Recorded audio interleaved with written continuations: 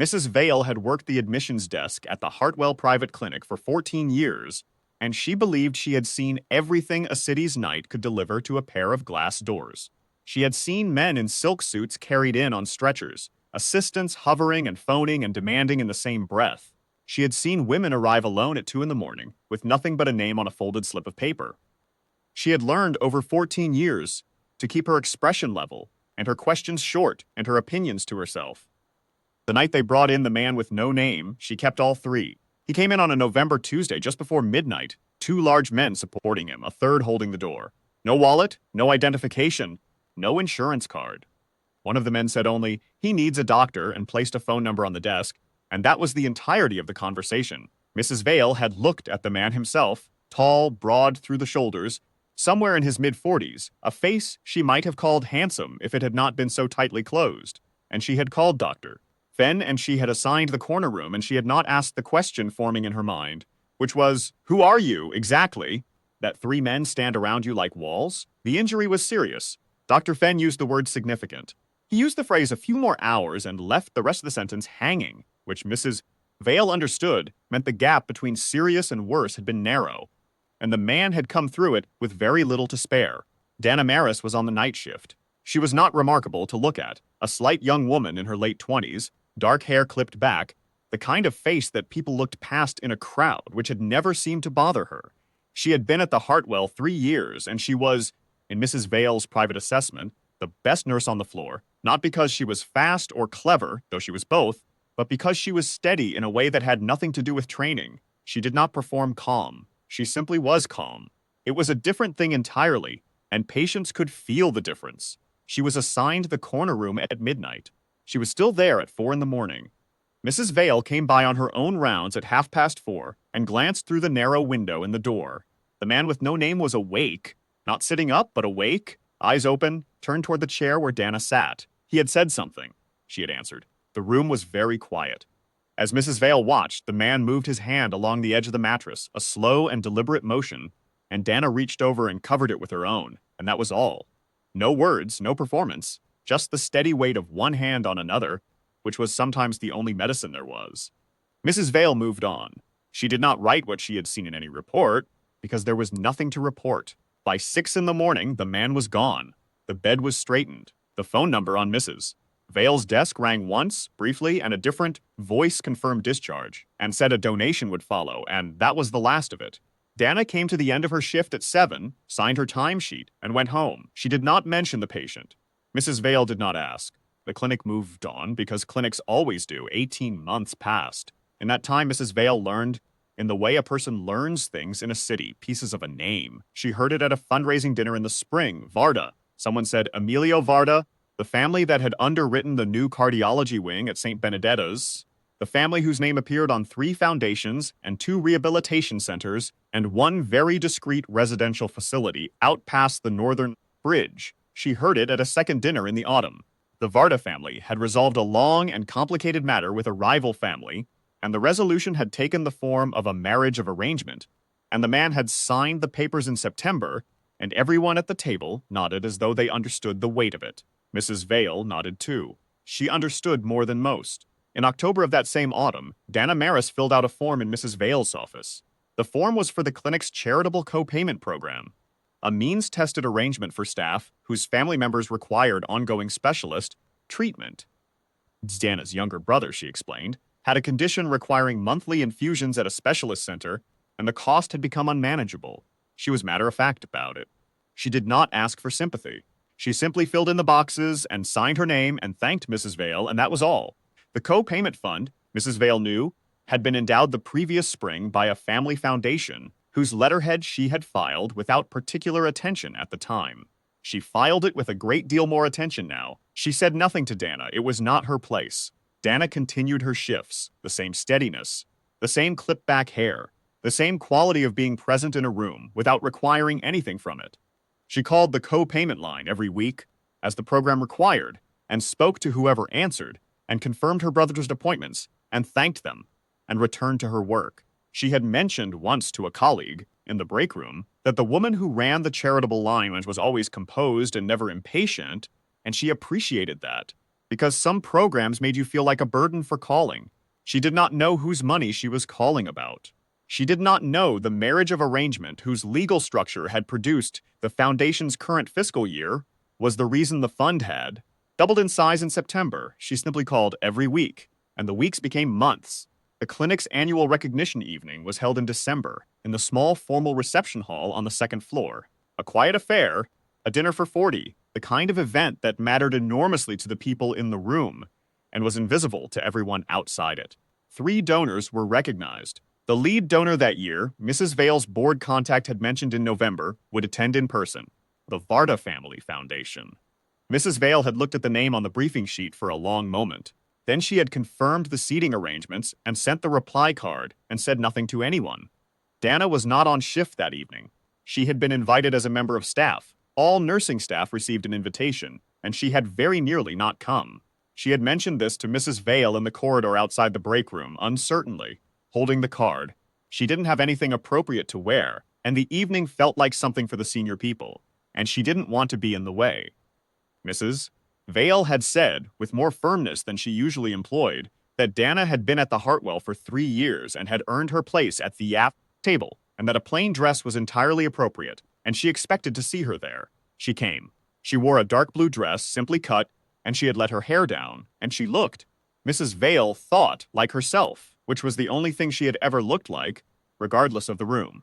The dinner was already underway when the lead donor arrived.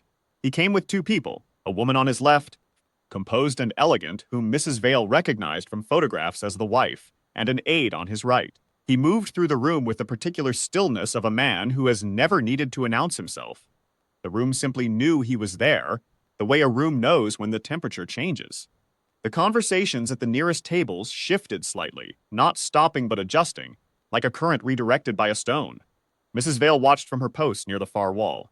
Dana was seated at the staff table, on the right-hand side of the room, speaking to one of the younger nurses. She had not looked up when the donor arrived. She was listening to the other nurse, head slightly inclined, the way she listened to patients, fully, without one part of her mind elsewhere. Emilio Varda was escorted to the head donor table at the front. He pulled out the chair for his wife. He sat. He accepted water. He scanned the room, not nervously, not searchingly, simply the way a man looks at a room he has entered, taking inventory.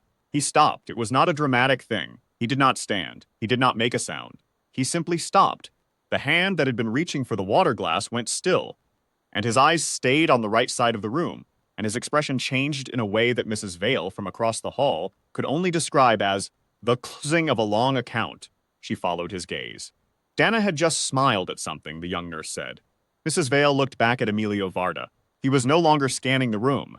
He was looking at the table in front of him, and his hand had resumed its motion toward the glass, slowly, and his face had settled into something that was not his public face. Quieter than that, and older, and entirely without performance.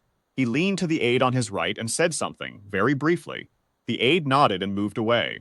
The recognition ceremony came at the end of the meal. The clinic's director spoke warmly, and at some length about the foundation's contribution.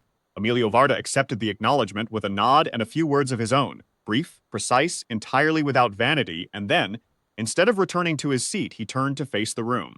He said, "There is something I would like to say before we leave, if the room will allow me a moment." The room allowed it. Rooms always allowed him. 18 months ago, he said, I was brought to this clinic at midnight with no identification and no explanation. The staff here asked no questions they were not required to ask. They did their work, and one nurse stayed with me through the night. He paused. I don't remember a great deal of that night clearly. I remember the light in the room, and I remember that she didn't leave, and I remember that at some point she put her hand over mine, because I had asked her to. I didn't know her name, I didn't ask. I left before morning. Another pause, shorter. I have been looking, in a quiet way, for an opportunity to say thank you.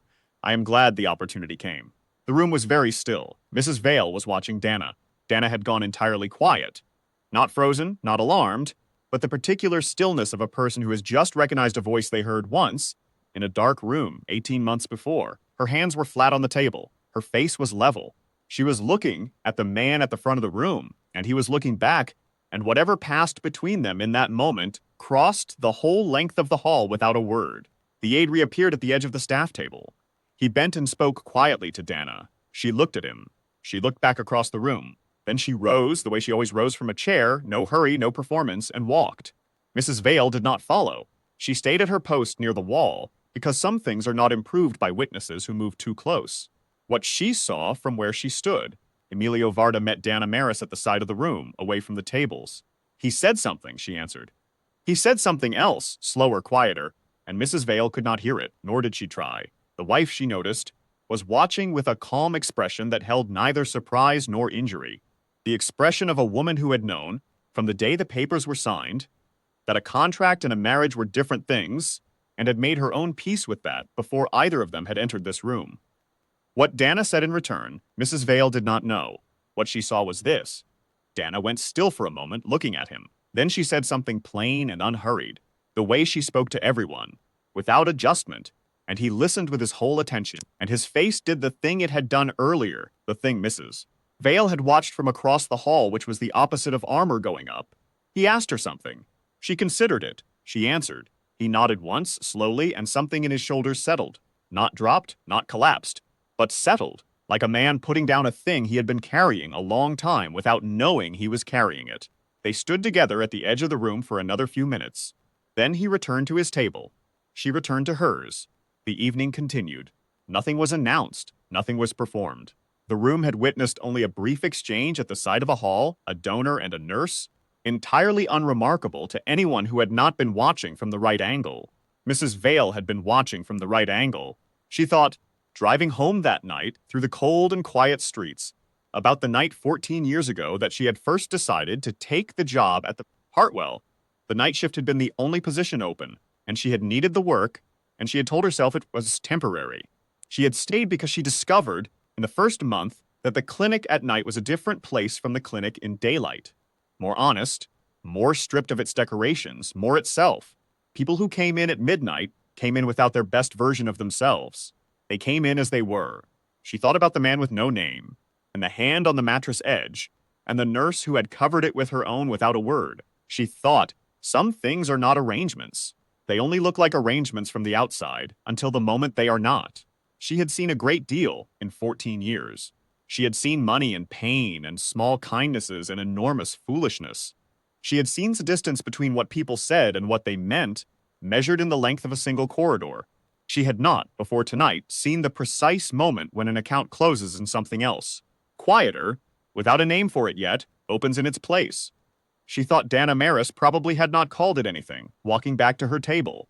Dana was not a woman who needed to name things before she trusted them. She thought Emilio Varda probably had not called it anything either. He was not a man who named things he was not sure of. She thought, they have time. She turned onto her street, and the clinic disappeared behind her, and the city went on around her as it always did, indifferent, enormous, entirely unaware of the small and irreversible things that had just occurred inside it.